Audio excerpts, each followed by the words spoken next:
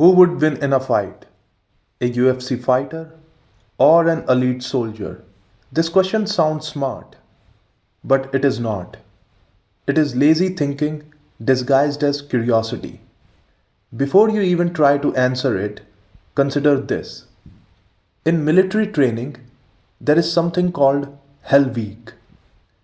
During this period, candidates go through continuous physical and mental stress with almost zero sleep.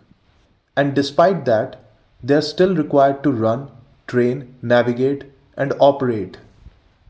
During this training, they cannot operate at their best, but they are still expected to function. That detail matters because it shows that they are not being trained to perform at their peak. They are being trained to remain functional, even when performance begins to break down. Now compare this to a professional fighter. A fighter is trained for performance within a controlled system. There are rules, time limits, weight classes, and a clearly defined opponent. Everything is structured, and the goal is simple, it is to win the match. Now consider elite soldiers from units like the Special Air Service or Para Special Forces. They don't operate within that kind of system. They are trained to operate when systems fail. There are no guaranteed rules, no fixed conditions, no predictable environment.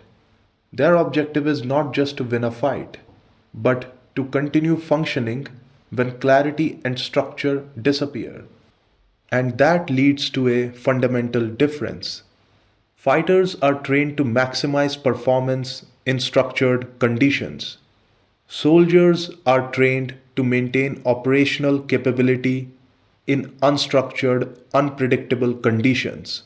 So, yes, if you place a soldier inside a UFC cage, the fighter will most likely win because that environment favors performance.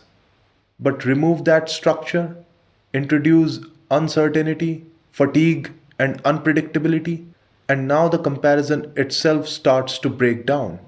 Because at that point, it is no longer just about fighting, it becomes about adaptation, endurance, and decision making under pressure. And this is where most people get it wrong. They assume that fighting is a universal concept. It isn't. A cage fight is a structured contest.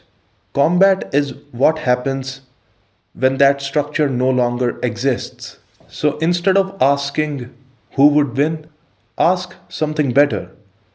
What is each system designed to optimize for and under what conditions? Because once you understand that, you stop comparing individuals and start understanding systems.